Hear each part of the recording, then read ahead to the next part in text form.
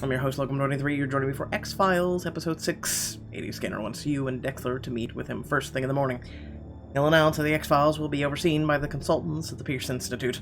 You already know about this turn of events thanks to Gregory Pierce, your all-too-eager Minturn now turned overseer.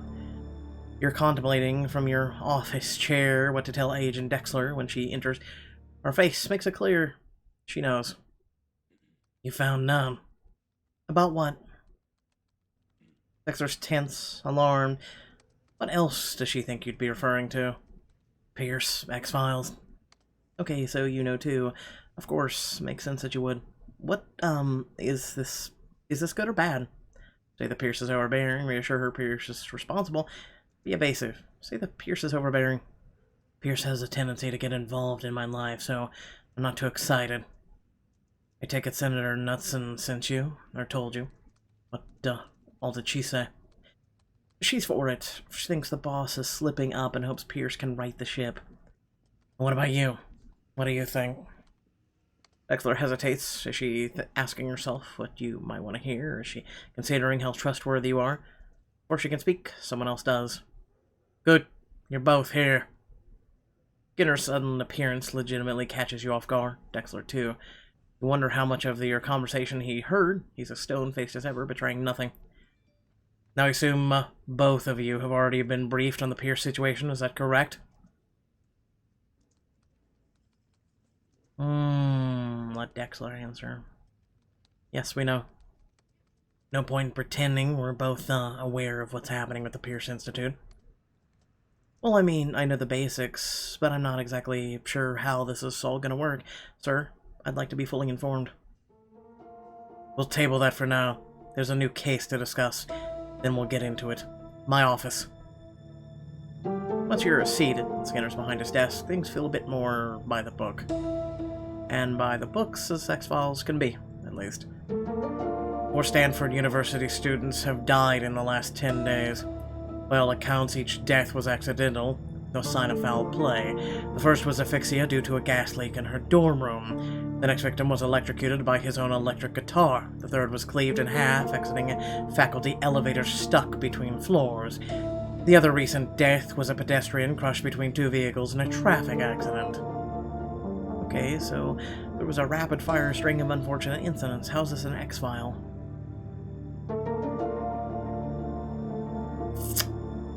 I'm gonna say nothing.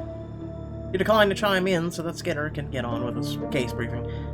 The connection here is that each of these students has been marked for death less than an hour before their demise. There's a new dating app in open beta on campus called R8R. Imagine Twitter, Tinder, and Yelp mixed together. Students create a dating profile that's tied to a messaging posting platform where anything's open to discussion. There's also a feature where students can rate and review each other based on their dating experiences and comment on reviews. Sounds delightful. As you can imagine, the app's been under fire throughout the campus and the tech community for encouraging callous and toxic behavior. Posts from R8R account called Ashtag have been tagging other app members with the message, "You die now," and the hashtag Ashtagged. 4 post 4 death. According to the app's founder, this Ashtag account doesn't exist in their database. Might be a hacker. If the founder isn't lying outright, it could be someone exploiting a flaw into insert fandom posts. That still doesn't explain how they would know to post the names of people about to die. Is it maybe some kind of clairvoyance, or I don't know, a disembodied psychic presence? That's very Fox Mulder of you. We're moving forward on 2 fronts, Dexter. You'll go to the day app developers to look in the hashtag account. Fulton, you're going to Stanford, where you'll start by investigating the latest death, looking for anything out of the ordinary. The Pierce Institute is pairing each of you with one of their consultants. Don't ask who. I have no idea. They're splitting us up. Is that how things work now? Dexter and I don't work side by side anymore? How this works now is the same as before. You'll perform the tasks assigned to you and to your best of your ability, Agent. And how's and why's guiding your superior's direction aren't up for discussion. You leave that to Pierce and me. It frustrates you not to know exactly the nature of Pierce's involvement.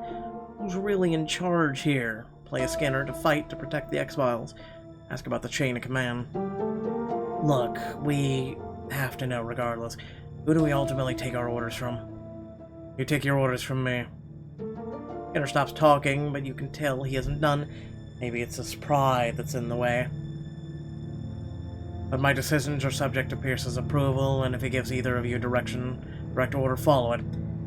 In the chain of command, Pierce outranks me. You know, the look of distaste like Skinner swallowed his pride along with a quart of raw sewage. What about Mulder and Scully? I'm guessing they get special treatment? They do not, Agent Dexler.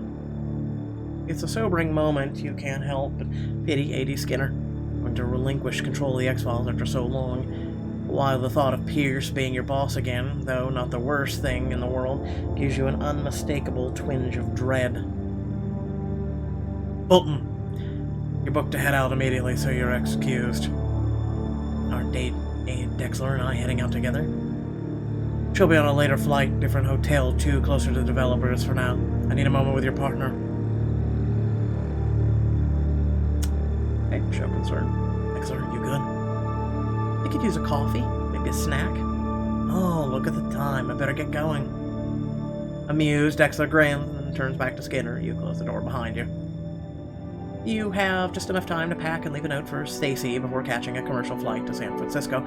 You read up on the case, but doze off pretty quickly. It's not real sleep on a plane, it never is. Kind of like riding in a car, it never is real sleep, is it? The hotel near campus is nicer than you expected. Once you check in, you take a long, cool shower. You wonder what they had to discuss. You've been getting on great with Dexler, so you feel confident that she's got your back. As you're drawing off, you notice a text from Pierce. He wants to meet you, or meet him at the scene of the traffic accident in an hour. It's cooler in Stanford than you were dressed for. The chill cuts you into your blazer. You try not to think about it. Pierce is an intersection with the middle-aged woman. Though you don't recognize her, she's likely your consulting partner. Someone new. Oh my god, this is gonna go real slow, isn't it? Once Pierce sees you, he strides over with a smile, ready to smother you in his paternal warmth. Sorry, Agent Fulton. It's almost like old times. Well, not that old. I'm surprised you're partnering me with the new hire. What's her story? No, she works for the Transportation Authority. You'll be working with me on this one. Have to move on. Pierce glimpses your hesitation. You summon all your cool you can manage. Alright then, let's get to it. Pierce leads you over, and you steel yourself, hoping this case ends quickly. Miss Chen's FBI agent Fulton. Miss Chen is a senior investigator with the Santa Clara Valley Transit Authority. How do you do, Agent? Let me catch you up. When Miss Chen describes alarms and unsettles you, a pedestrian light turned white, and the traffic light turned green, while the crossroads light was also green. As a result of the glitch, the victim, Stanford, tight end Randy Toll, unwittingly jogged into perilous traffic. And was hit by a truck, which then T-boned a passing car. Bully's bones were pulverized and his head severed on impact. Thing is, the lights test out fine, and our programmers can't replicate the glitch. No explanation for what happened. Inquire about hacking, so I show skepticism. Why she's lying. Inquire about hacking. I take it they've also eliminated any possibility of security breach. Systems are tight as a drum, and we have detailed logging that would show any command given, legitimate or not. You feel a chill. It occurs to you that the magic bullets are especially deft and sadistic hackers. The way they weaponize the stolen X-Files to drive Martin Sneesburg Jr. to kill for them may feel like this situation somehow. We'll want a list of employees with access to relevant systems to cover all bases. Of course, Mr. Pierce. Whatever you need. Anything else? No, I think that gets us the lay of the land, thank you. Crouch by the streetlight, where people have left flowers and photos in memory of Randy Toll. He was a popular guy. Where's your head at right now? What are you thinking this leads? Has to be hackers. I don't care what she says. Someone got into their system and something petty like this screams magic bullets. I had that thought too. I wish cyber divisions would get somewhere with their hack of the X-Files. We'll have to put some more thought into it. Who knows how much time we have before Ashtag posts again. Pierce looks skyward with a sigh. You consider that it weighs on him. Not catching Coach before he killed as many as he did, or Coach murdered your family. That and the one killer Pierce could never identify or catch. The one red mark on his FBI career you could never get him to talk about. You know that feeling now with explosive dilation killer Martin Sneesburg Jr. still on the loose somewhere. Well, let's get back to work to prevent another one. What's our next step? We'll interview the people who knew this latest victim best, see if something shakes loose. I have some calls to make. We'll meet up in an hour, start wearing out some shoe leather. With nothing else to do, you decide to walk to the campus. As you watch the students go about their evening, you recall how you took community college courses while interning with Pierce full-time. The atmosphere makes you wish you'd gone to a proper university. How was your dream? Become good enough for college football, live among your peers, find yourself. You come across a campus store with a nice hoodie in the window. A breeze reminds you it's cold here. Maybe dressing down would make students likely to warm up to you, and you could pretend to live out a part of your dream. Move along. You decide to save money and brave the cold. Your blazer will have to do. At the end of a quick meal of delicious ramen at the cafeteria, you get the call from Pierce and meet him in the dorms. Your first time in the dormitory isn't what you expected. Competing bass thumps, yes, but it's super clean. Hardly any students in the halls. The students do you a pass, give you looks. They see 5-0, and they don't exactly love you for it. I'm sorry, I would love an FBI agent. I'm serious. Pierce is waiting for you outside the room of Randy Tully's girlfriend. She should be out in a second. Majority Banks, why don't you take the lead? I agree with a friendly jab. I'll probably do a better job anyway. Oh, you might think you're being funny, but you're not wrong. The door opens and Majority Banks invites us in. Her eyes are red and puffy from crying. You look at the room, marvel at the wonderful disaster of it all. Decorations and photos clutter everywhere. It's her whole life and soul and persona placed on the earnest display. Yeah, you might have liked this life. Hi, Majority, I'm Agent Fulton. Thanks for taking the time to speak with us. You look young for the FBI, like you could be a classmate. Don't let that fool you. The Bureau makes me feel pretty ancient. Story tries to smile, but can't seem to, like her muscles forgot how. So, what can you tell me about you and Randy Tull? How did you meet? On the app, R8R, it's kind of a cesspool, really. All your dating history on display, everyone accusing each other of lying about bad stuff. Okay, connect with her. That sounds terrible. I don't know if I could put up with it. And again, finding someone to date isn't easy, even in college. I thought it would be, but finding the right guy... I've had some awful first dates. Randy and I, we both posted on our profiles that we would never rate our dates, and he was gorgeous in that earnest Midwest way. As soon as we went out, I knew we were meant for each other. As busy as he was with football and classes, he always found time for me. He was really amazing. Gently. Randy sounds like a great guy, but I'm sure he wasn't perfect, right? He chewed with his mouth open, and he didn't like my music, but why does that matter? What are you trying to ask me? We're trying to understand who Randy Tully was to help out with our investigation. You shook, Majority. How you handled her now is vital. I literally selected gentle, what?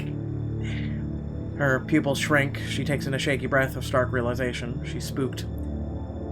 This is about the account, Ashtag. That's why we're here, Majority. We wouldn't be troubling you otherwise.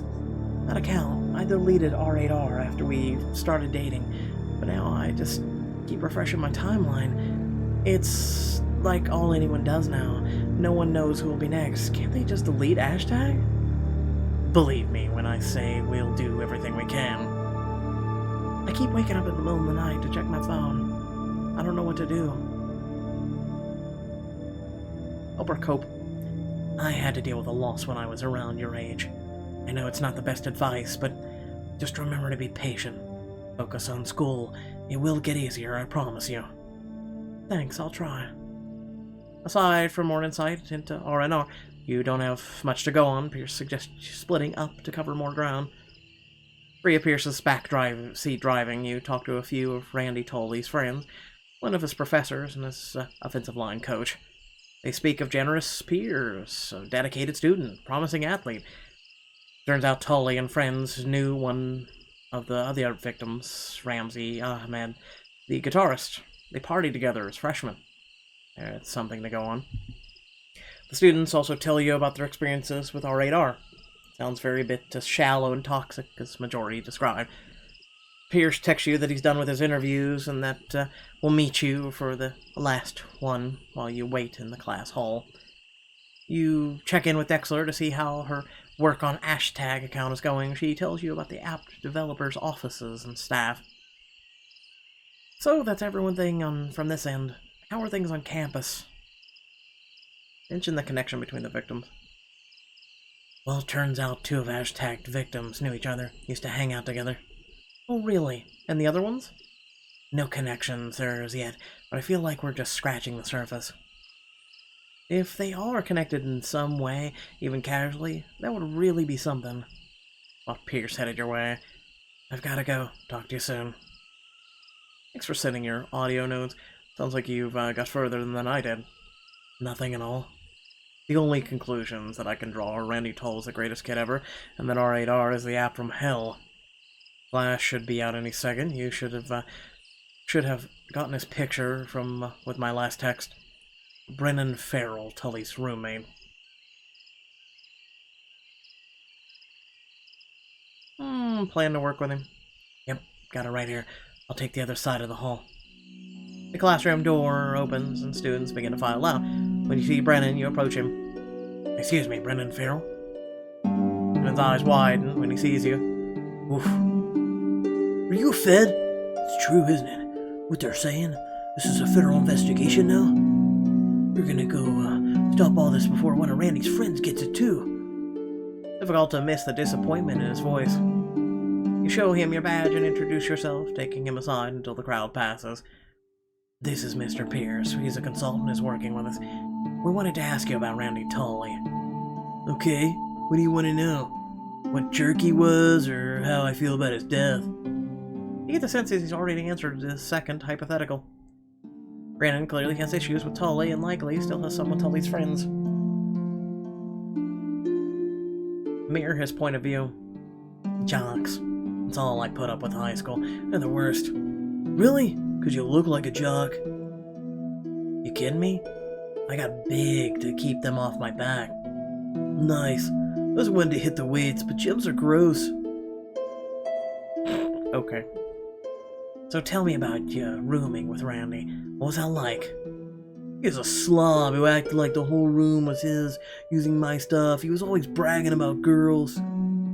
Whenever he brought one by, he'd kick me out. Maybe promise to lie to them all, implying he'd kick my ass otherwise. I understand it sucks. But Brennan, you said you wished his friends got Ashtagged. Ashtags like social media karma for garbage people. Treat apps like R and 8R as permission to be the worst without consequence. I heard others got Ashtagged were jerks too, so that's what it's doing, right? Administering karma. Not that I really want them to die, I just wish they'd go away. I'm not sorry that Randy's dead. Suspect is a moment. I've been through a tough time. School isn't forever, Brennan. You're gonna get out and into the world and make something of yourself. And the adversity you faced along the way will make you that much stronger if you let it. Looking down, Brennan shrugs. Brennan leaves. You hope you got through to him. And then you feel it, Pierce watching you stone-faced. What? Nothing. That was good work. Thanks, I need to go for a walk, clear my head. You head out on the campus, not really watching where you're going. All the interaction with students has you overwhelmed. Maybe you did take the better path, after all. Or is everyone here either crass or miserable because of R8R and Ashtag? You consider what Brandon said, all the victims were supposedly cruel, That could become a common factor, a targeting pattern. You meet up with Pierce at an away camp he set up in a faculty conference room and tell him about your jerk theory. Because he wasn't here for that whole... Okay. Pierce finds it worth investigating, but 3 more sets of interviews would be more time-consuming than other options worth trying first. Pierce suggests splitting 2 tasks. You can look up other victims' social media for evidence, or check the local authorities' records. Go online, because this is all revolving around online bullshit. You're probably better with new media than Pierce, so you start with the R8R app while Pierce makes calls. Only verified Stanford students can use it, but campus police gave Pierce access to monitoring account they obtain. 2 of the victims, both male, were neck-deep in the app's vitriol bile, attacking other guys, slut-shaming while engaging in hookups. Another received either high ratings along with descriptions of her body, or low ratings if she refused to put out. She's above the fray otherwise, so you look up her handle on other social media. On those platforms, she's friendly, upright, and socially conscious. You think you would have liked her. The other 2 are callous everywhere you do not notice that all 4 have mutual connections, but only the guitarist and Tully were direct friends. You bring your findings to Pierce and compare notes. He has nothing on the one cut in half by the elevator. But I agree, the guitarist made enemies. Ahmed was multiple noise violations from blasting his amp. The girl, she was campaigning for a smoke-free campus and got pretty intense about it, but that's all. What are you thinking? I don't think it's magic bullets. They had to have had a common enemy. I think if you look for a smoker who lived near a main, you might find someone who hated the others too as well. Pierce wears his thinking face. He remains in a thought for a while. You let him stay that way. While he's thinking, you are too, about the deaths themselves. For them to be murders, they'd have to not be accidents. What about this? Hear me out. Say you know the habits of Randy Tully. You know where he jogs and when, so you find ways to subtly manipulate his environment to make the accident happen. The other 3, those are even easier. Everything's controlled by something now. The campus gas regulation, an elevator, maybe the guitarist had a smart home or a computer-regulated power meter. So your theory is a master hacker with a grudge is able to know where these kids will be and then forehand with flawless accuracy? That's highly implausible at best. It borders on possible. And that's what the X-Files is all about, bruh. No, I think it's time to consult with the chief researcher. This is something beyond the norm. It's an X-File. That's what I just said! You always say to eliminate the mundane first. We haven't done that yet. We're grasping at straws, Aaron. We need something solid. We have nothing. I understand why you always go there, but not everything is the work of deranged killers, okay? Isn't that literally what X-Files are? And moving on, just shut up. What's your plan, then? You take a moment to let the ire raised by Pierce's barb die down. Well, tell me what's next, and that's what we'll do. Look, Aaron, I didn't mean it. Pierce's phone rings. He hesitates, but frustrated by the mechanical song, he finally answers. Pierce. Okay, yes, thank you. Right away. Those campus police hashtag just posted again. The victim-to-be's address at hand, you accompany Pierce to an off-campus house where the SCPD and EMTs are already waiting. Inside, Stephen Parker, safe and sound, his parents away on vacation. He seems strangely unafraid. As Pierce taps at his phone, Park proudly tells you that he's attending Stanford on a scholarship. Working on his master's in computer science, he seems to be proud of everything he's ever done. I could have built the app. It's so rudimentary, but I have loftier goals. You know, big plans. Uh-huh. Well, let me ask you what you might think is a strange question, Stephen. Do you have any enemies? Enemies? Oh my gosh. Let me think. Jocks hate me. They secretly wish they had my genius. Same with my classmates, my instructors. I'm always proving them wrong. It's amazing. Oof, he's very cocky. Girls I've dated on R8R2, I have one of the lowest scores. It's a badge of honor. My intellect intimidates them, essentially. I'm looking at your, R8R profile now. The comments are more aligned on the lines of how much of a jerk you are. Yeah. They think I'm a jerk because it insults my intelligence to engage in small talk. I get right to it. Make use of his smarts, offer compassion, knock him down a peg. If you're such a genius, Stephen, why aren't you at MIT, Harvey Mudd, or Caltech? A joke, right? Why move out of town when I can still let my parents do cooking and cleaning? Oh my god. So you admit you couldn't hack it out of your own, I say. That's not what You're just another jealous hater is what you are. Really? Is that what's the best you've got? 23 minutes before the hour's up. Why aren't you afraid, Stephen? You guys are here to protect me. What's gonna happen? Is a plane gonna fall from the sky? Steve, do you have an answer to my question? Harder and harder, Stephen searches for a response, but nothing comes out. You can hardly believe you finally stumped him into silence, until he starts to shudder. He reaches for his neck, his frothy saliva spills from his mouth. He can't breathe. Get the medics, he's seizing. You hurry over to Stephen, he's struggling against you as if you're attacking, but you manage to push his head back and his chin down. Stephen coughs up on you. When a hand grabs your shoulder, your first impulse is defensive, but it's just an EMT. One medic lays Stephen on his side as another checks his eyes with a pin light. Stephen emits severe, unnatural wheezing sounds, and then there's silence. They turn him onto his back and start performing chest compressions. All you can do is watch. After a minute, they give up. Stephen's dead. You were all here to save him. You think that maybe there was nothing you could have done. You turn to look at Pierce and see him through the door. He's on his phone. You go. What are you doing? What's going on? I have to go back east. Just work with Dexler. Try to do what you can, and I'll be in touch in the morning. Wait. What are you talking about? You can't just up and... but that's just what Pierce does. He signals an officer to give him a ride. And you're left with a dead young man, a whole lot of questions, and very few answers.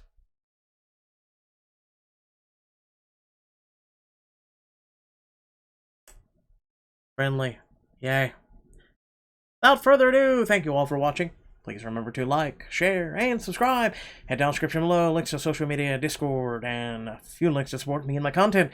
Consider hitting that bell icon to receive notifications. And hey, consider hitting that join button, becoming a part of Locum's Locos. It's a great way of supporting the community and being a part of the community as well. Once again, thank you all for watching. Hope you're all having a great Monday. And I'll catch you all next time. Peace.